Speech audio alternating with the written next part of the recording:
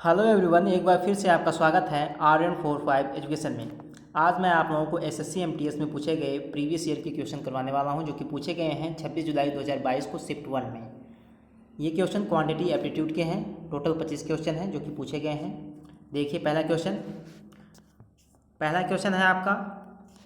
यहाँ पर मैं आप लोगों को केवल क्वेश्चन नहीं हल करवाऊँगा, आप लोगों को ये भी सिखाऊँगा कि आप लोगों को क्वेश्चन को फास्ट कैसे हल करना है।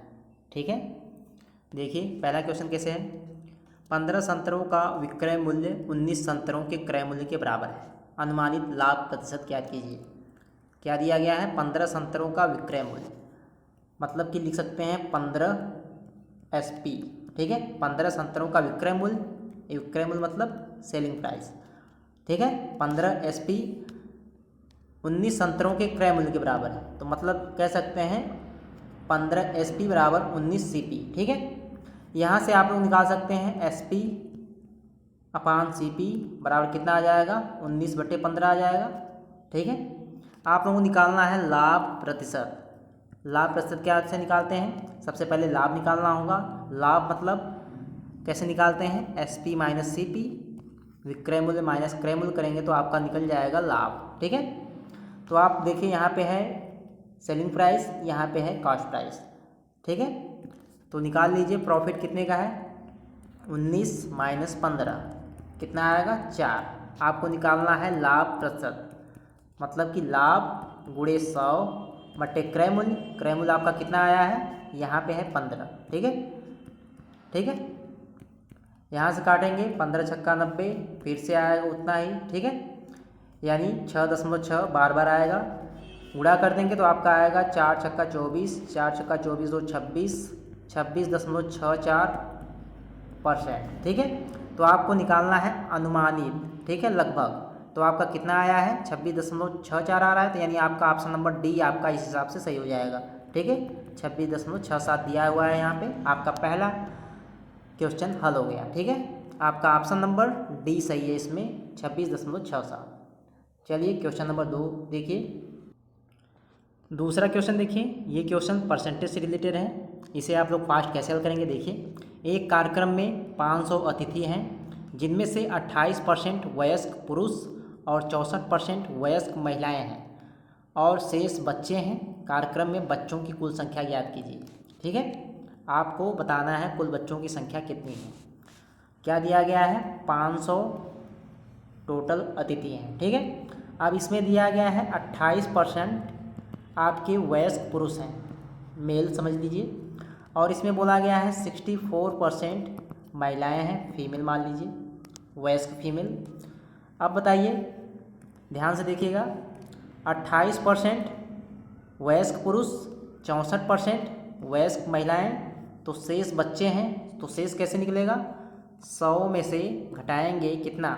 28 और 64 जोड़ेंगे तो आपका कितना आएगा? 92। ठीक है, 100% में से 92% घटा देंगे तो आपका आएगा 8%, यानी आपका 8% जो है बच्चे हैं। तो शेष बच्चे कितने हैं? 8%। ठीक है, आपको निकालना है कुल संख्या कितनी है इनकी। तो आप बस निकाल देंगे 500 का 8%, आपका आंसर आ जाएगा। तो बच्चों की कुल संख्या कैसे निकालेंगे? 500 का 8%। ठीक है, यहाँ से काट देंगे 5 आएगा, 5 में 8 का गुणा कर देंगे 40 आ जाएगा, यानी कुल बच्चों की संख्या कितनी है? 40। तो आपका ऑप्शन नंबर बी सही है इसमें, 40। उम्मीद करता हूँ आप लोगों को वीडियो ज़रूर अच्छी लग रही होगी। अगर आप लोगों को वीडियो पसंद आ रही हो तो प्लीज़ चैनल को जरूर सब्सक्राइब कीजिएगा। चलिए क्वेश्चन नंबर 3 पे चलते हैं। क्वेश्चन नंबर 3 देखिए, पहली 50 धनात्मक सम संख्याओं का औसत कितना होगा? ध्यान से देखिएगा, जब भी आप लोगों को ऐसे पूछा जाएगा पहली 50 धनात्मक सम संख्याओं का औसत, तो जब भी आप लोगों को सम संख्याओं का पूछा जाएगा, बस आप लोग कुछ नहीं करना है, डायरेक्ट आप लोग लिख देना है n+1। जहाँ पे n क्या है? n मतलब कि जो जितनी संख्याएं दी गई हैं, n का मान यहाँ पे क्या है? 50। तो यहाँ से क्या आ जाएगा? 50 + 1 क्या आ जाएगा आपका? 51, यानी इसका आंसर होगा 51। और ध्यान दीजिएगा एक बात और आप लोग, तो जब भी आप लोगों को विषम पूछा जाएगा, विषम, तो ये तो और आसान है, जितनी संख्याएं दी रहेंगी वही आपका आंसर हो जाएगा। ठीक है, अगर पूछा जाएगा पहली 50 धनात्मक विषम संख्याओं का औसत, तब तो 50 ही आंसर होगा। अगर पूछा जाएगा पहली 50 धनात्मक सम संख्याओं का औसत, तो n+1, यानी 50 + 1 आपका कितना आएगा 51। ठीक है, ये मैंने पहले भी पढ़ाया हुआ है, 60 वीडियो में मिल जाएगा आप लोगों को। चलिए क्वेश्चन नंबर 4 पे चलते हैं। क्वेश्चन नंबर 4 देखिए, एक व्यक्ति एक खिलौना 400 रुपये में खरीदता है और उसे 15% हानि पर बेच देता है। यहाँ पे उसे रहेगा, उसे 15% की हानि पर बेच देता है। खिलौने का विक्रय मूल्य क्या है? देखिए 15% की हानि पर बेचता है, मतलब कि 400 का क्या निकालेंगे 85%। ठीक है, डायरेक्ट आप लोग यही करेंगे। एक व्यक्ति एक खिलौना 400 रुपये में खरीदता है और 15% की हानि, 15% की हानि मतलब 400 का 85% निकालेंगे। यहाँ से काट देंगे 4, यहाँ से गुणा कर देंगे 4 × 5 = 20, 4 में 8 का गुणा करेंगे 32, 32 × 2 = 34। ठीक है, तो खिलौने का विक्रय मूल्य कितना आ गया 340 रुपये। ठीक है, आपका ऑप्शन नंबर बी सही है, इसमें 340 रुपये। अगर मान लीजिए ऐसे होता 15% लाभ पर बेचता है, तब क्या करते 400 का तब निकालते 115%। ठीक है, अगर पूछा जाता 15% प्रॉफिट पर बेचता तब विक्रय मूल्य क्या होता, तो 400 का 115%। लेकिन पूछा क्या गया है 15% की हानि पर बेचता है, तो निकालेंगे 400 का 85%। ठीक है, डायरेक्ट आप लोग इस तरीके से हल कर सकते हैं। चलिए क्वेश्चन नंबर 5 पे चलते हैं। क्वेश्चन नंबर 5 देखिए, S1 और S2। ठीक है, यहाँ पे दिया गया है S1 और S2 एक साथ कार्य को 18 दिनों में पूर्ण कर सकते हैं। फिर दिया गया है S2 और S3 उसी कार्य को 27 दिनों में पूर्ण कर सकते हैं, जबकि S3 और S1 उसी कार्य को 54 दिनों में पूर्ण कर सकते हैं।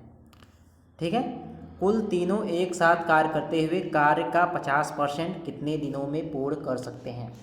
तो ये क्वेश्चन है आपका टाइम और वर्क से रिलेटेड। तो ऐसे क्वेश्चन को हल करने के लिए आपको 3 चीज़ें ज़रूरी होती हैं, WTE। आप लोग जानते हैं कार्य बराबर क्या होता है, दिन गुणे क्षमता, यानी वर्क इक्वल टू टाइम गुणे इफिशियंसी। ठीक है, ये 3 चीज़ें आप लोगों को काफ़ी ज़्यादा इंपॉर्टेंट होती हैं ऐसे क्वेश्चन में। देखिए कैसे हल करेंगे इस क्वेश्चन को, आप लोग 5 सेकेंड में कैसे हल करेंगे, देखिए ध्यान से देखिएगा। तो आपको निकालना क्या है, कितने दिनों में पूर्ण कर सकते हैं, मतलब कि टाइम पूछा गया है। टाइम बराबर वर्क अपॉन एफिशिएंसी। तो सबसे पहले वर्क निकालेंगे। देखिए ध्यान से, पहली लाइन में लिखा गया है S1 और S2 एक साथ कार्य को 18 दिनों में पूर्ण कर सकते हैं। ठीक है, तो दिया गया है S1 + S2। ठीक है, ये कितने दिनों में कार्य को कर सकते हैं 18 दिनों में। फिर देखिए दूसरी लाइन में लिखा गया है S2 और S3 उसी कार्य को 27 दिनों में पूरा कर सकते हैं। तो S2 + S3 27 दिनों में कर सकते हैं। ठीक है, यहाँ पे 3 है। फिर दिया गया है S3 और S1 ये 54 दिनों में कर सकते हैं। ठीक है, S3 और S1 54 दिनों में पूर्ण कर सकते हैं। तो अब देखिए ये तो हो गया आपका टाइम। ठीक है, अब देखिए टाइम आपका निकल गया। अब आप लोग निकालेंगे टोटल वर्क। टोटल वर्क कैसे निकालते हैं, टोटल वर्क निकालने का तरीका है कि इन तीनों का ले लीजिए LCM। ठीक है, S1 और S2 18 दिनों में, S2 और S3 27 दिनों में, S3 और S1 54 दिनों में। तो इन तीनों का LCM लेंगे तो आपका आएगा 54। ये 54 क्या है, टोटल वर्क। वर्क भी निकल गया। इफिशियंसी कैसे निकालते हैं, देखिए S1 और S2 की सबसे पहले निकालेंगे 54/18, तो यहाँ पे 3 आएगा। S2 और S3 की इफिशियंसी 54/27, तो यहाँ पे 2 आएगा। S3 और S1 की इफिशियंसी 54/54 हो जाएगा, तो 1 आएगा। ठीक है, ये है इफिशियंसी अलग अलग। तो आप एक काम कीजिए, इधर तीनों को जोड़ देंगे तो आपका क्या मिलेगा, 2 बार तो आपका S1 मिलेगा, 2 बार S2 मिलेगा और 2 बार S3 मिलेगा। यानी क्या मिल जाएगा 2S1 + S2 + S3 बराबर, इन्हें जोड़ेंगे तो कितना आएगा 6 आ गया। तो यहाँ से आप लोग S1 + S2 + S3 तीनों की इफिशियंसी निकाल सकते हैं एक साथ। कितना आ जाएगा यहाँ पे 3। ठीक है, तो यहाँ पे तीनों की इफिशियंसी निकल गई 3। आपको निकालना क्या था, आपको निकालना है कितने दिनों में पूर्ण कर सकते हैं। टाइम पूछा गया है, ठीक है। अब एक बात और ध्यान दीजिए, इसमें पूछा गया है कार्य का 50%। तो टोटल कार्य कितना आया है? टोटल कार्य आपका आया है 54। आप लोगों ने एलसीएम लिया था, ठीक है, आप लोगों ने एलसीएम लिया था, तो आपका टोटल कार्य यहाँ पे है 54, ठीक है। टोटल कार्य 54 है। अब इसका 50% क्या होगा? 27। क्वेश्चन में बोला गया है कार्य का 50%, तो कार्य का 50% 27, 27, ठीक है। आपको निकालना है कितने दिनों में कर सकते हैं। तो कार्य तो हो गया बटे इफ़िशियंसी, इफ़िशियंसी तीनों की कितनी आई है? तीनों की इफ़िशियंसी आप लोगों ने भी निकाला, यहाँ पे 3 आई है, ठीक है। तो यहाँ पे 27/3 हो जाएगा आपका। तो कितने दिनों में करेंगे? 9 दिनों में, ठीक है, 9 डेज। तो आपका आंसर कितना आ जाएगा? 9 दिन, ठीक है। आपका कार्य आया था 54, लेकिन निकालना है आपको 50%, कार्य का 50%। तो कार्य का 50% आएगा 27, 27/3 की इफिशियंसी कितनी आई है? 3 आई है। इसी को हल कर देंगे, आपका आएगा 9 दिन, ठीक है। तो आपका ऑप्शन नंबर डी सही हो जाएगा इसमें, ठीक है। क्वेश्चन नंबर 6 देखिए, करुण ने वरुण से 12,000 रुपये और तरुण से 15,000 रुपये समान वार्षिक साधारण ब्याज पर 2 वर्ष के लिए उधार लिए, ठीक है। यहाँ पे 3 व्यक्ति हैं, करुण, वरुण, तरुण, ठीक है। अब दिया गया है यदि करुण ने 2 वर्ष की अवधि के अंत में वरुण को 1,680 रुपये ब्याज दिए, ठीक है। करुण ने दोनों लोगों से उधार लिया है, वरुण से और तरुण से, और उसने वरुण को दिया 1,680 रुपये ब्याज, यहाँ पे दिया गया है, वो भी 2 वर्ष की अवधि के अंत में। तो वह तरुण को कितना ब्याज देगा, यही पूछा गया है, ठीक है। अब यहाँ से देखिए, आप लोग जानते हैं ब्याज बराबर क्या होता है? ब्याज बराबर होता है मूलधन गुणे दर गुणे समय बटे 100। तो वरुण से कितने रुपए लिए थे? 12,000 रुपये। तो 12,000 मूलधन गुणे दर आपको नहीं पता है, समय 2 साल है, बटे 100, ठीक है। यहाँ से देखिए 1 0 तो यहाँ से कट जाएगा, 2 0 आपका यहाँ से कट जाएगा, ठीक है। 2 से काटेंगे यहाँ पे, तो यहाँ पे आ जाएगा आपका 84, 12 से काट देंगे 7 आएगा, यानी आर का मान कह सकते हैं आपका 7 आएगा, ठीक है। तो आपका दर निकल गई यहाँ पे 7%, ठीक है। तो आप बोला गया है समान वार्षिक ब्याज की दर से, ठीक है, समान वार्षिक ब्याज की दर से 2 वर्ष की अवधि के अंत में वह तरुण को कितना ब्याज देगा, ठीक है। अब पूछा गया है तरुण को कितना ब्याज देगा, तो सेम वही फार्मूला लगाएंगे। तो ब्याज बराबर क्या होता है? मूलधन गुणे दर गुणे समय बट्टे 100। अब मूलधन क्या लिखेंगे? तरुण वाला लिखेंगे, ठीक है। अब तरुण से कितने रुपए लिए थे? 15,000, तो यहाँ पे लिखेंगे 15,000। रेट आपकी निकल गई 7%, समय तो 2 साल है, 100, ठीक है। 2 0 से कट जाएगा, ठीक है, गुणा कर देंगे, 15 सत्ते 105, ठीक है। तो पूरा गुणा कर देंगे, आप देख लीजिए, गुणा करेंगे 150 गुणे 7 गुणे 2, ठीक है। इसका गुणा करेंगे तो आपका आएगा 14 गुणे 150, ठीक है, 0 0 21, यानी आपका आ जाएगा 2100, ठीक है। ब्याज क्या आ जाएगा आपका?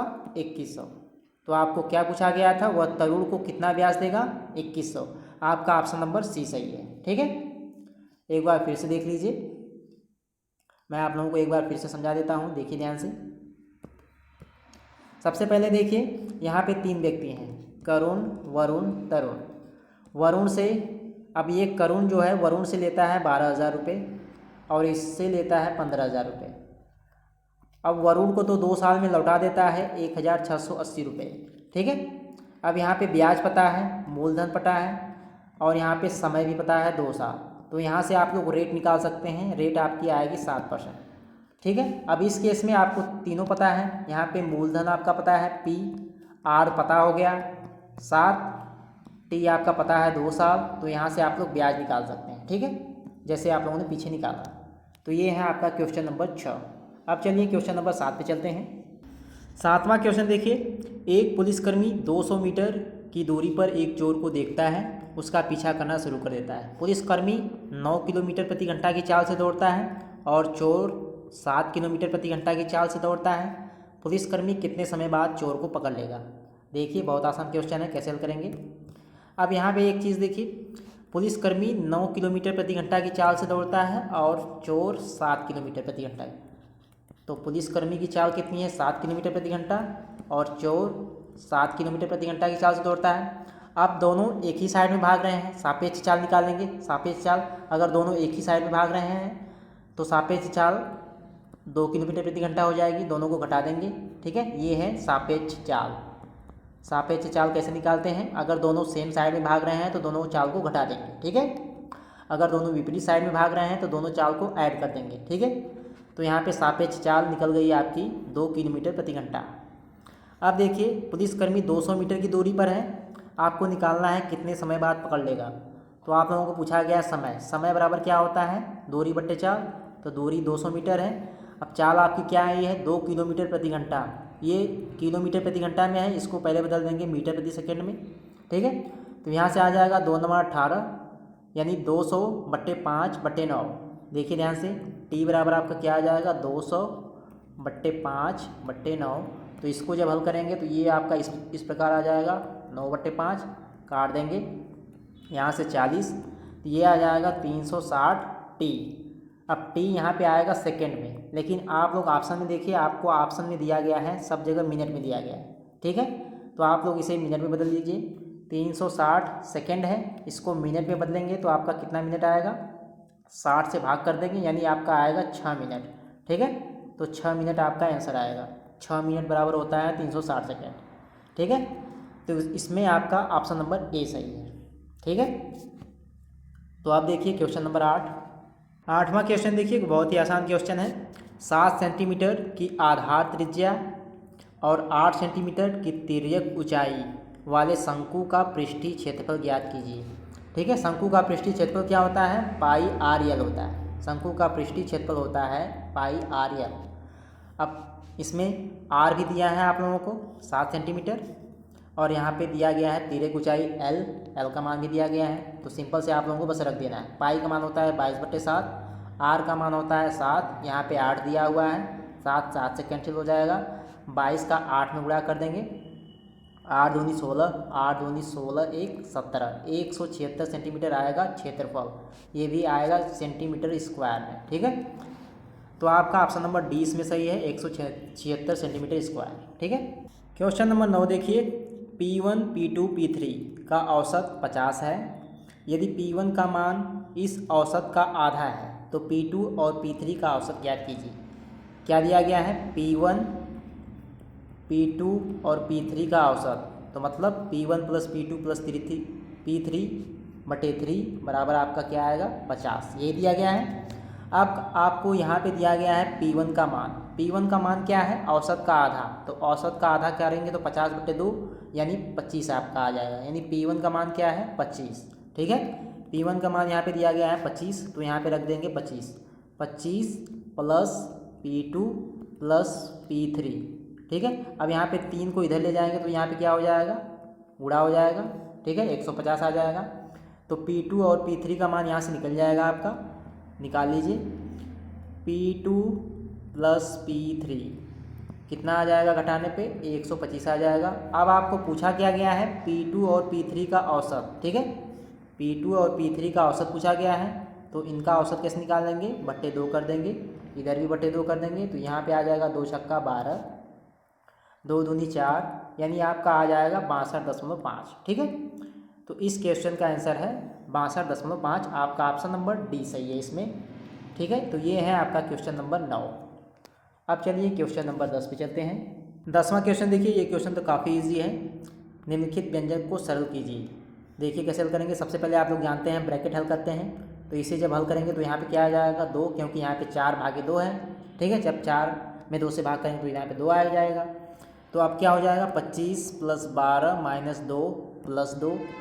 अब सबसे पहले आप लोग जोड़ हल करेंगे। 25 12 37, 37 में 2 जोड़ेंगे, आपका कितना आ जाएगा? 39।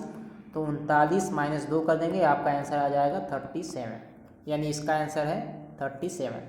क्वेश्चन नंबर 11 देखिए। सैनिकों के एक शिविर में 200 दिनों के लिए खाद्य सामग्री उपलब्ध है। ठीक है, 20 दिनों के बाद शिविर में 100 और अधिक सैनिक सम्मिलित हो जाते हैं। जिससे खाद्य सामग्री अगले 80 दिनों तक चल सकती है। प्रारंभ में शिविर में कितने सैनिक थे? तो देखिए इसे कैसे हल करेंगे। तो सबसे पहले मान लीजिए शिविर में सबसे पहले सैनिक थे टोटल ए, ठीक है। सैनिकों की संख्या मान लीजिए शिविर में कितने सैनिक थे? टोटल ए सैनिक थे। 200 दिनों का भोजन ए सैनिकों के लिए था। 20 दिन में कुछ खाद्य सामग्री खपत हुई, उसके बाद 100 और अधिक सैनिक आ गए और ये इनके लिए 80 दिनों का भोजन बचा हुआ है, ठीक है। तो 100 + a × 80, इसी समीकरण को आप लोग हल कर देंगे, आपका a का मान आ जाएगा, यानी सैनिकों की संख्या निकल जाएगी। तो 200a बराबर 20a प्लस, ठीक है, यहाँ से गुणा करेंगे, ये आपका आ जाएगा 8000 प्लस 80a, ठीक है। तो 200a, यहाँ पे देखिए 20a 80a, तो 20 80 100 हो जाएगा। तो यहाँ पे 200 में से घटा देंगे तो 100a का मान आ जाएगा 8000, ठीक है। यहाँ से आप लोगों को a का मान निकालना है तो 100 कट जाएगा, तो a का मान कितना आ जाएगा? 80, ठीक है। तो आप लोगों ने माना कितना था? टोटल a सैनिक, तो a का मान कितना आ गया? 80 सैनिक, ठीक है। आपको यही पूछा भी गया है, शिविर में कितने सैनिक थे? 80, ठीक है। आपका ऑप्शन नंबर इसमें डी सही है। अगर आप लोगों को नहीं समझ में आया तो फिर से देखिए ध्यान से। मान लेना है टोटल ए सैनिक हैं, अब इनके लिए 200 दिनों का भोजन उपलब्ध है, ठीक है। 20 दिनों के बाद कुछ और सैनिक आते हैं, तो 20 दिन तक कुछ राशन खपत होगा। तो 20 दिन में कितना राशन खपत हुआ? 20 × a, ठीक है, प्लस 20 दिन के बाद 100 और सैनिक आ जाते हैं, यानी a + 100। अब जो राशन चलेगा 80 दिनों तक चलेगा, ठीक है। इसी समीकरण को बस आप लोगों को हल करना है। यहाँ से a का मान आ जाएगा 80, यानी टोटल सैनिक कितने थे प्रारंभ में? 80, ठीक है। तो आपका ऑप्शन नंबर डी सही हो जाएगा। तो आप देखिए क्वेश्चन नंबर 12 देखिए, 14 सही 2/7% ऑफ 301 प्लस 12.5% ऑफ 184, इसका मान आप लोगों को बताना है। तो देखिए सबसे पहले इसका मान देखिए और इसका मान देखिए। इसका मान होता है आपका 1/7 के बराबर, इसका मान होता है 1/8 के बराबर। अगर आप लोगों को नहीं पता है तो देख लीजिए कैसे। 14 सही 2/7%, तो सबसे पहले मिश्र भिन्न में है, 14 × 7 = 98, 2 100, तो 100/7% आएगा, मतलब 100/700 हो जाएगा। इसे जब काटेंगे तो ये आपका आ जाएगा 1/7, ठीक है। दूसरा दिया गया है आपका 12.5%, 12.5%, इसका मतलब क्या हो जाएगा? 125/1000, ठीक है। 12.5% है, इसे क्या लिखेंगे? 12.5/100। अब जब दशमलव हटाएंगे तो इस प्रकार आ जाएगा, काट देंगे तो ये आएगा आपका 1/8, ठीक है। तो इसका मान 1/7, इसका मान 1/8। तो आप देखिए कैसे हल करेंगे।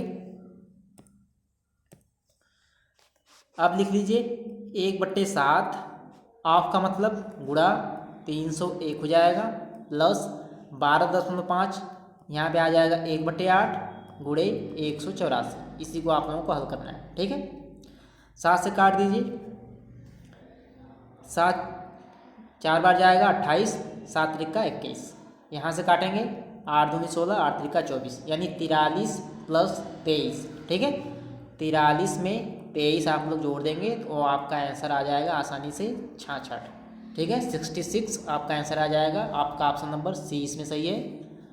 क्वेश्चन नंबर 13 देखिए, इसमें आप लोगों को एक टेबल दिया गया है और इसमें आप लोगों को दिया गया है 5 क्रमागत वर्षों में एक गांव की जनसंख्या के आंकड़े इसमें दिए गए हैं, देखिए। और आपको यहाँ पे क्वेश्चन दिया गया, पूछा गया है उपरोक्त आंकड़ों के अनुसार वर्ष 2003 में पुरुषों की संख्या उसी वर्ष महिलाओं की संख्या से कितने प्रतिशत अधिक या कम है, ठीक है। तो 2003 की बात हो रही है, यानी यहाँ पे, ठीक है। 2003 में आप लोगों को पुरुषों की संख्या महिलाओं की संख्या से कितने प्रतिशत अधिक है, तो आप लोगों को यहाँ पे रेशियो में दिया गया है, पुरुष और महिलाओं का रेशियो दिया गया है और यहाँ पे टोटल जनसंख्या दी गई है।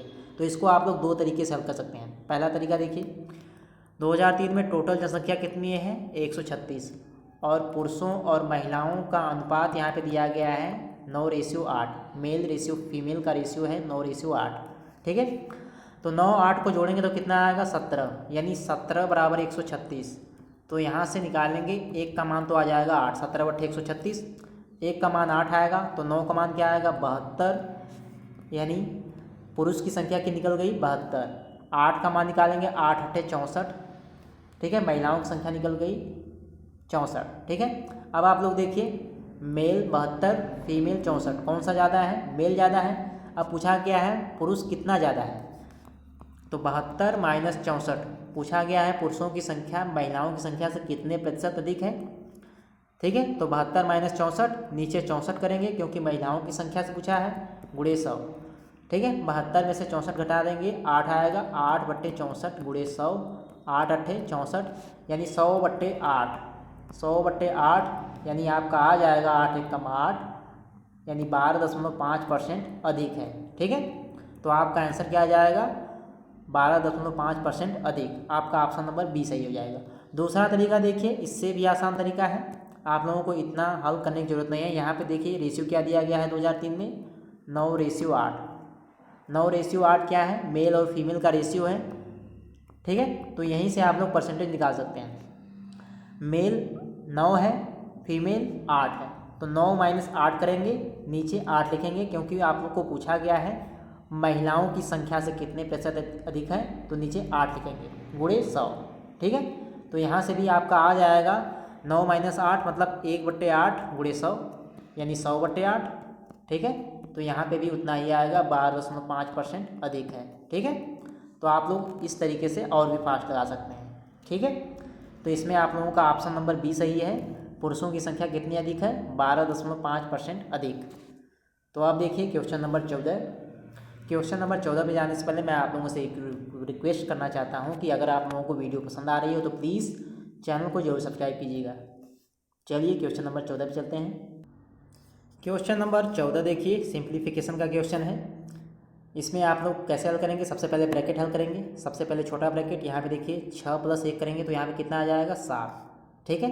अब यहाँ पे है 6 का गुणा है 7 में, तो 6 × 7 = 42, यानी इसका मान आपका आ जाएगा 42, ठीक है। तो आप देखिए क्या हो जाएगा, 50 - 42, ठीक है। तो 50 - 42 ये भी कोष्टक में है, तो इसका मान आ जाएगा 8, ठीक। तो अब क्या बन जाएगा आपका? 8/8 + 18, 8 में 8 से भाग करेंगे, 1 आएगा, 1 + 18 यानी आपका क्या आ जाएगा? 19। आपका ऑप्शन नंबर सी सही हो जाएगा, ठीक। बहुत ही ईजी क्वेश्चन है ये। चलिए क्वेश्चन नंबर 15 पे चलते हैं। क्वेश्चन नंबर 15 देखिए, काफ़ी इंपॉर्टेंट क्वेश्चन है ये। 4 की पावर 315 - 1 और 4 की पावर 25 - 1 का महत्तम समापवर्तक यानी HCF आप लोगों को ज्ञात करना है। देखिए आप लोग इस क्वेश्चन को काफ़ी इजीली हल कर सकते हैं। अगर आप लोगों को इस टाइप में दिया है a की पावर m - 1 और a की पावर n - 1, इसका आप लोगों को निकालना क्या है? HCF, ठीक है। तो इसका HCF होता है a की पावर mn का मॉस, ठीक है, -1, ठीक है। तो इसका आंसर ये होता है। फिर से देखिए इसका आंसर क्या होता है?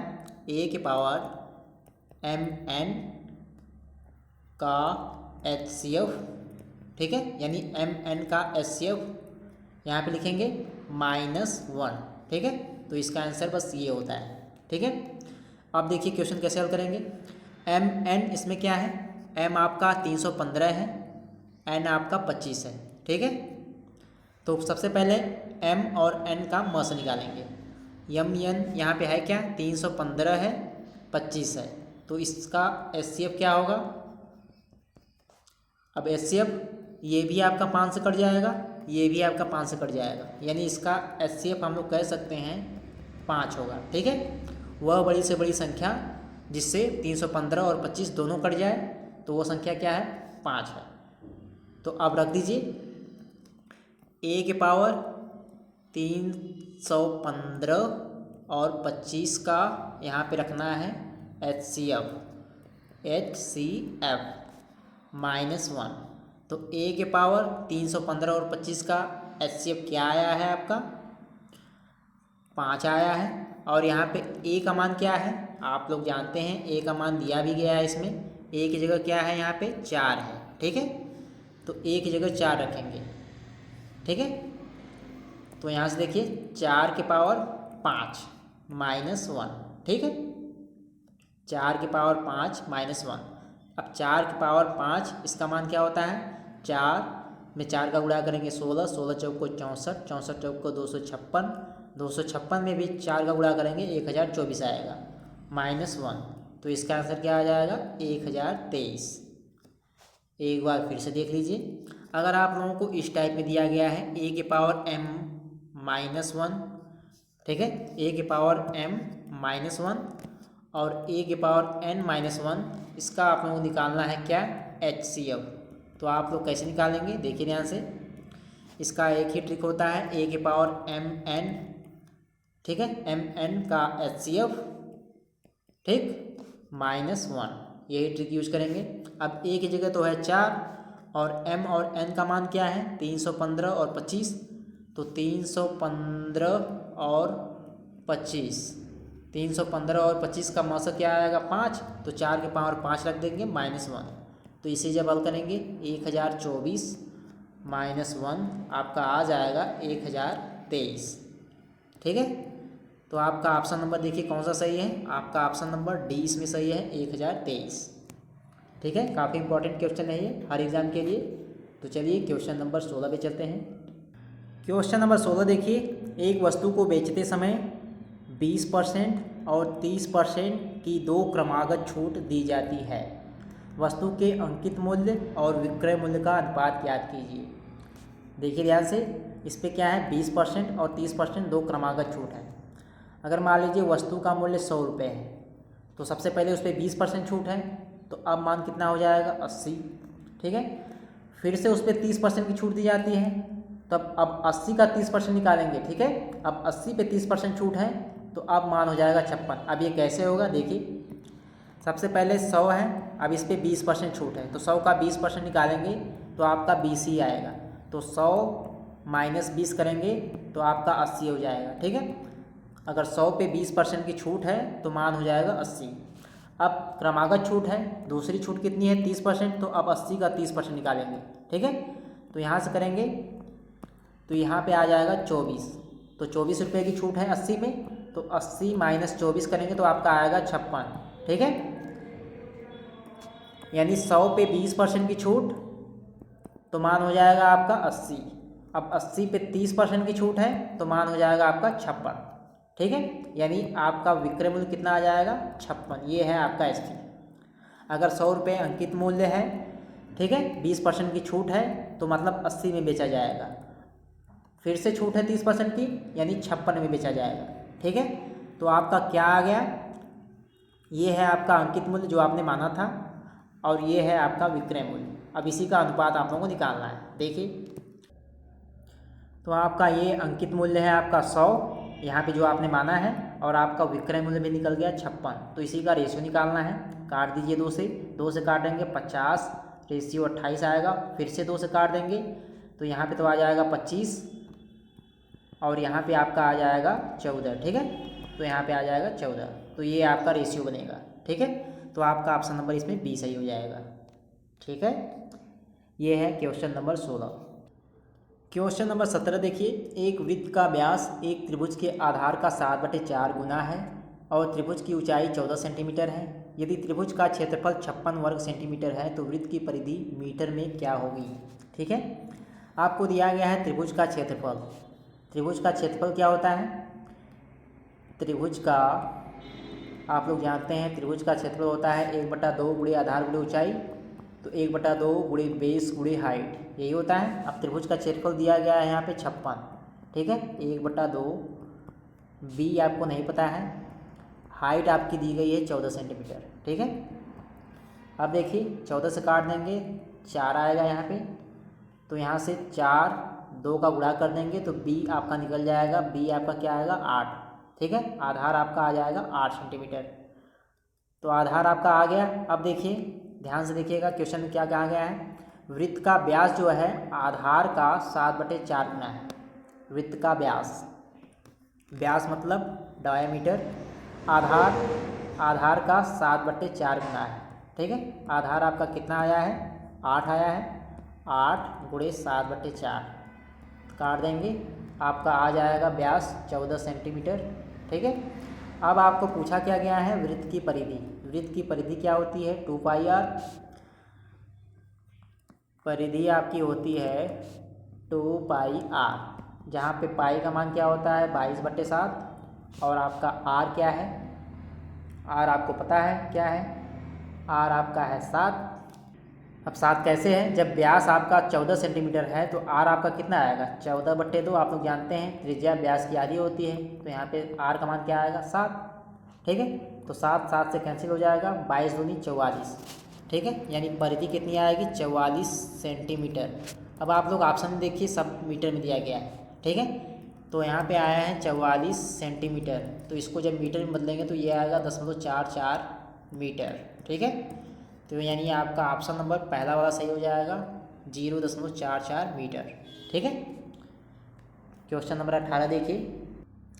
क्वेश्चन नंबर 18 देखिए, यदि शांत जल में एक नाव की चाल 14 किलोमीटर प्रति घंटा है और धारा की चाल 6 किलोमीटर प्रति घंटा है, तो नाव द्वारा धारा की दिशा में 80 किलोमीटर की दूरी तय करने में कितना समय लगेगा।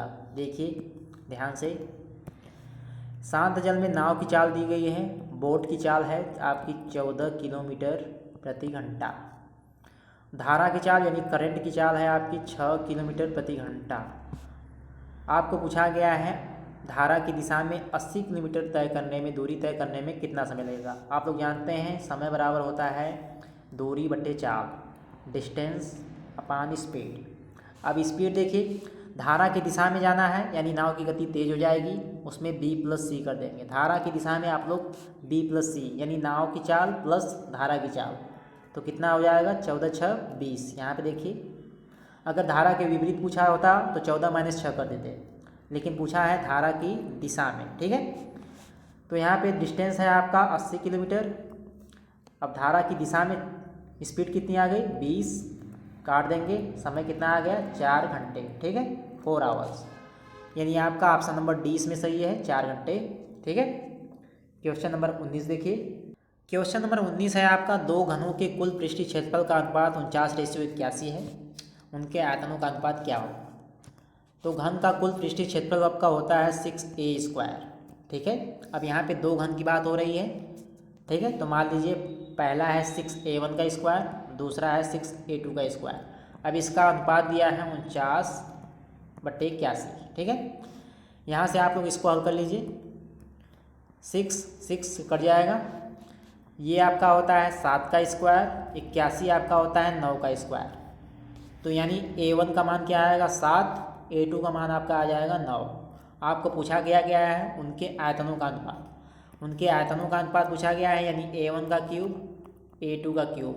ठीक है, 7 का क्यूब 9 का क्यूब, कितना आ जाएगा 7 का क्यूब 343, 9 का क्यूब 729, तो अनुपात कितना आ गया 343:729। ठीक है, ये है आपका क्वेश्चन नंबर 19। यहाँ पे आपका ऑप्शन नंबर ए सही है। ठीक है, क्वेश्चन नंबर 20 देखिए। क्वेश्चन नंबर 20 देखिए, 4 क्रमागत संख्याओं का औसत 64.5 है, उसमें सबसे बड़ी संख्या क्या है। ठीक है, तो 4 क्रमागत संख्याएं हैं, मान लीजिए 4 क्रमागत संख्याएं हैं a+1। ठीक है, दूसरी आपकी हो गई, तीसरी a+2 और चौथी a+3। अब इनका दिया है औसत बट्टे 4। ठीक है, इनका औसत क्या दिया है 64.5। ठीक है, 64.5। ठीक है, अब कितनी बार a है 4 बार, 4a, इसे हल करेंगे तो 4a + 6 आ जाएगा, 4 का गुणा कर देंगे इधर, 64.5 × 4। ठीक है, 64.5 में 4 का गुणा करेंगे तो आपका आ जाएगा 258, 4a + 6। यहाँ से हल कर लेंगे आप लोग, 4a का मान आपका आ जाएगा 252, a का मान क्या आ जाएगा 4 से भाग कर देंगे। ठीक है, 4 से भाग करेंगे आपका आ जाएगा 63, a का मान आपका आ गया 63। लेकिन आपको निकालना क्या है, सबसे बड़ी संख्या क्या है। तो सबसे बड़ी संख्या क्या है इसमें, देखिए ध्यान से, पहली संख्या, दूसरी, तीसरी, चौथी, सबसे बड़ी तो यही है a+3, यानी आप लोगों को निकालना है a+3 का मान। a+3 का मान, a का मान आया है 63 + 3, कितना आ जाएगा 66। ठीक है, सबसे बड़ी संख्या क्या आ गई 66। आपका ऑप्शन नंबर डी इसमें सही है 66। ठीक है, तो ये है आपका क्वेश्चन नंबर 20। क्वेश्चन नंबर 21 देखिए। क्वेश्चन नंबर 21 है आपका, ब्याज वार्षिक रूप से चक्रवृद्धि होने पर कोई राशि वार्षिक ब्याज की एक निश्चित दर से 13 वर्षों में स्वयं की 3 गुनी हो जाती है। ठीक है, समान वार्षिक ब्याज की दर से वार्षिक रूप में ही चक्रवृद्धि होने पर यही राशि कितने वर्षों में स्वयं की 9 गुनी हो जाएगी। देखिए ध्यान से कैसे हल करेंगे, बहुत ही आसान क्वेश्चन है। मान लीजिए राशि आपकी है 1, अब ये हो जाती है 3 गुनी। ठीक है, तो P का मान अगर 1 है तो A का मान क्या हो जाएगा 3। ये कब होगा 13 वर्षों में। तो A का मान होता क्या है P 1 + R/100 पावर T। ठीक है, यही होता है। A का मान क्या है 3, यहाँ पे 1 है 1 + R/100 T। ठीक है, अब T का मान भी दिया गया है यहाँ पे कितने वर्षों में 13 वर्षों में। पूछा गया है कितने वर्षों में स्वयं की 9 गुनी हो जाएगी। तो देखिए अब पूछा क्या गया है, ध्यान से देखिएगा, अगर राशि 1 है तो कब ये 9 गुनी हो जाएगी, यानी A का मान 9 कब होगा। देखिए ध्यान से, तो दोनों बच्चों का स्क्वायर कर दीजिए, इधर भी स्क्वायर कर देंगे और इधर भी स्क्वायर कर देंगे।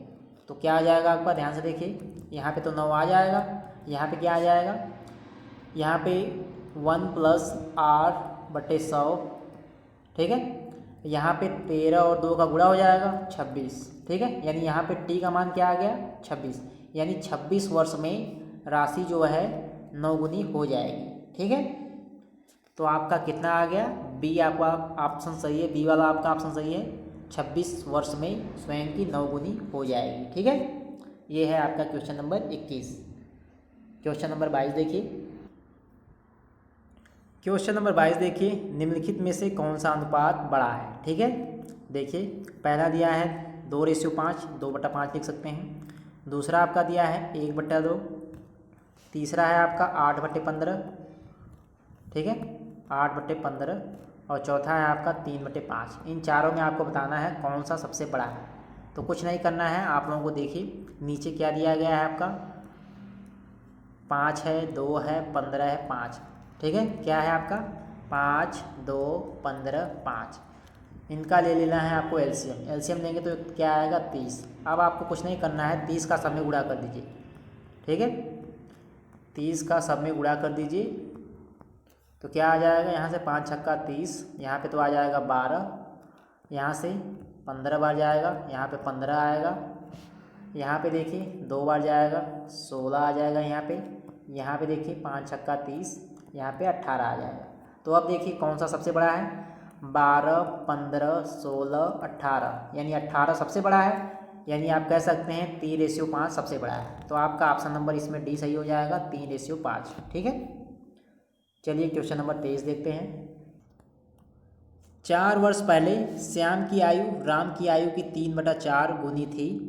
4 वर्ष बाद श्याम की आयु राम की आयु की 5/6 गुना हो जाएगी। श्याम की वर्तमान आयु कितनी है। ध्यान से देखिएगा, अगर आप लोग एक बार क्वेश्चन को समझ गए तो आप लोग एज रिलेटेड क्वेश्चन को काफ़ी जल्दी हल कर सकते हो। वैसे भी मैंने ऑलरेडी एज रिलेटेड क्वेश्चन को ट्रिक से कैसे हल करना है ऑलरेडी वीडियो बनाई हुई है, उसमें मैंने 10 से 15 क्वेश्चन पढ़ाए हुए हैं। अगर आप लोगों ने नहीं देखा है तो प्लीज़ उन्हें जाकर देख लीजिए, आप लोगों को काफ़ी मदद मिलेगी क्वेश्चन को हल करने में। देखिए ध्यान से देखिएगा, अब आपको यहाँ पे कंफ्यूज नहीं होना है। यहाँ पे क्या दिया गया है 3/4, 3/4। यहाँ पे कहा गया है 4 वर्ष पहले श्याम की आयु राम की आयु की 3/4। अगर 4 राम की आयु है तो 3 श्याम की आयु है। ठीक है, ये कब है, ये आपको दिया गया है 4 वर्ष पहले, -4 लिख रहा हूँ मैं, 4 वर्ष पहले। अब देखिए 4 वर्ष बाद यानी +4 राम की आयु, 4 वर्ष बाद श्याम की आयु राम की आयु की 5/6 गुना हो जाएगी, 5/6 अब हो जाएगी, मतलब अब राम की 6 हो जाएगी, श्याम की 5 हो जाएगी। देखिए ध्यान से फिर से, सबसे पहले दिया गया है 3/4, मतलब कि 3:4 कर सकते हैं। 4 राम की है, श्याम की 3, उसके बाद 5:6 है, ये है राम की, ये है श्याम की।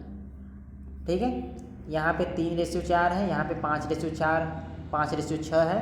अब एक बात और ध्यान दीजिएगा, ये 4 वर्ष पहले का रेशियो है -4 ईयर्स, और ये जो है +4 ईयर्स, मतलब 4 वर्ष बाद का रेशियो है। ठीक है, ध्यान दीजिएगा, आप लोगों ने ग्राफ पढ़ा होगा। पहले जाएंगे 4 वर्ष पहले, 1 2 3 4, यहाँ पे आपका रेशियो दिया गया है 3:4। 4 वर्ष बाद मतलब बाद में 1 2 3 4, यहाँ पे है आपका 5:6। तो इनके और इनके बीच का गैप कितने साल का बनेगा? 1 2 3 4 5 6 7 8, यानी टोटल 8 साल का गैप है। दोनों रेशियो के बीच में 8 साल का गैप है। ठीक है। अब देखिए यहाँ पे 3 है, यहाँ पे 5 है, तो कितने का अंतर है? 2 का अंतर है। 2 का अंतर है। 2 का अंतर कितने साल के बराबर है? 8 साल के बराबर है। ठीक है। आप लोग इधर से भी चेक कर सकते हैं। यहाँ पे 4 है, यहाँ पे 6 हो रहा है। 4 से 6 हो रहा है, यानी 2 ज़्यादा। अब 2 का अंतर है रेशियो में, लेकिन अब 2 का अंतर कितने साल के बराबर है? 8 साल के। अब 8 साल कैसे आया, मैंने आप लोगों को समझा दिया। यहाँ से 1 का मान क्या आएगा? 4। 1 का मान 4 आ गया। 1 का मान जब 4 आ गया तो यहाँ से 3 का मान, 4 का मान आप लोग निकाल सकते हैं। ठीक है। तो दिया है रेशियो 3:4। 3 का मान क्या आ जाएगा? 3 चौक का 12। 4 का मान क्या आएगा? 4 चौक को 16। ठीक है। ये आपकी उम्र निकल गई। 12 साल श्याम की और 16 साल राम की। ये कब की है? 3:4 कब का है? 4 वर्ष पहले का। 4 वर्ष पहले का है। ठीक है। लेकिन आपको पूछा क्या गया है क्वेश्चन में? श्याम की वर्तमान आयु। श्याम की वर्तमान आयु पूछी गई है। श्याम की आयु यहाँ पे है, वर्तमान आयु निकालना है। ये 4 वर्ष पहले की आयु है। वर्तमान आयु कब होगी? 4 साल बाद। तो 12 में 4 जोड़ देंगे, 12 + 4 कर देंगे, आपका क्या आ जाएगा? 16। ठीक है। तो श्याम की वर्तमान आयु कितनी आ गई? 16। आपका ऑप्शन नंबर इसमें सी सही है। ठीक है। एक बार फिर से देख लीजिए। आपको 2 रेशियो दिया गया है, ये रेशियो की सवाल है। पहला रेशियो 3:4 है, दूसरा रेशियो 5:6 है। ठीक है। अब दोनों रेशियो के बीच में कितने साल का अंतर है? 8 साल का अंतर है। क्यों? क्योंकि ये 4 वर्ष पहले का रेशियो है और ये आपका 4 वर्ष बाद का रेशियो है। ठीक है। 4 वर्ष पहले और 4 वर्ष बाद जाएंगे तो आपका 8 साल का गैप बनेगा। ठीक है। अब देखिए, ध्यान से देखिएगा फिर से। यहाँ पे 3 है, ये श्याम का है और ये भी श्याम का है। 3 से 5 हो रहा है, आपको बस श्याम का ही ध्यान देना है। 3 से 5 हो रहा है, यानी 2 का अंतर है। 2 का अंतर कितने साल के बराबर है? 8 साल। तो 1 बराबर 4 हो जाएगा। ठीक है। तो आप लोग यहाँ से निकाल सकते हैं 3 का मान। 3 का मान क्या आ जाएगा? 12 साल। यानी श्याम की उम्र 4 वर्ष पहले 12 साल है। ठीक है। तो वर्तमान में कितनी हो जाएगी?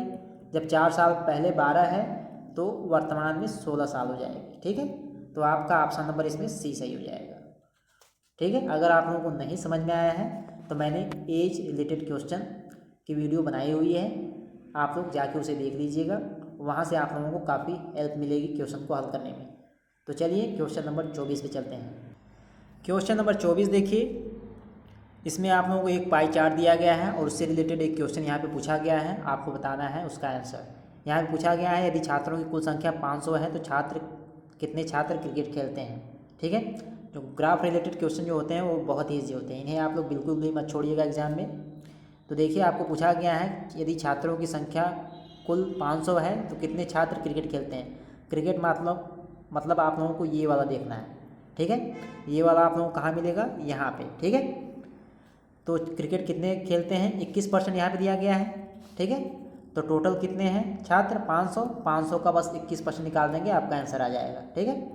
100 × 5 500, तो 5 का गुणा 121 में कर देंगे। 5 एकम 5, 5 दूनी 10। ठीक है। 21 × 25 105 आपका आ जाएगा। तो क्वेश्चन का आंसर क्या आ जाएगा? 105। ठीक है। कितने छात्र क्रिकेट खेलते हैं? 105 छात्र। ठीक है। ऐसे क्वेश्चन बहुत इजी होते हैं। जैसे 25वां क्वेश्चन देखिए, ये भी, इसमें भी आप लोगों को ग्राफ दिया गया है। अब इसमें क्या पूछा गया है? 1998 में उत्पादित पंखों की संख्या, 2001 में उत्पादित कूलरों की संख्या का अनुपात ज्ञात कीजिए। ठीक है। यहाँ पे देखिए क्या लिखा है, नीचे दिया गया बार ग्राफ 4 क्रमागत वर्षों में एक बड़ी कंपनी द्वारा पंखों और कूलरों के उत्पादन के आंकड़े दर्शाता है। ठीक है। पंखे को आप लोगों को इस कलर से किया गया है और कूलर को यहाँ पे देखिए इस कलर से किया गया है, ठीक है। तो आप लोगों को 1998 ध्यान देना है, 1998 यानी यहाँ पे 1998 में उत्पादित पंखों की संख्या। तो 1998 में पंखों की संख्या क्या है, 23 है, ठीक है, 23 लिख लीजिए।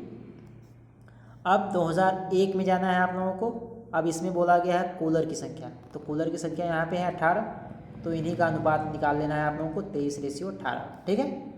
तो इसका आंसर आपका ए वाला सही हो जाएगा, ठीक है।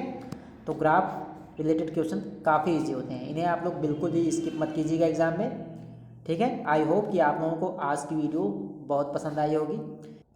तो ये थे 25 क्वेश्चन जो SSC MTS 2022 में पूछे गए हैं, जो कि आपके एग्ज़ाम के लिए काफ़ी इंपॉर्टेंट है। अगर आप लोग SSC MTS हवलदार 2023 की तैयारी कर रहे हैं तो ये क्वेश्चन काफ़ी आप लोगों के लिए इम्पॉर्टेंट होने वाले हैं। ऐसे ही क्वेश्चन आपके एग्ज़ाम में देखने को मिलेंगे। उम्मीद करता हूँ कि आप लोगों को वीडियो पसंद आई होगी। अगर आप लोगों को वीडियो अच्छी लगी हो तो प्लीज़ चैनल को जरूर सब्सक्राइब कीजिए, क्योंकि मैं आगे भी आप लोगों के लिए और भी मज़ेदार वीडियो लेकर आने वाला हूँ। तो मिलेंगे नेक्स्ट वीडियो में। वीडियो देखने के लिए आपका बहुत बहुत धन्यवाद।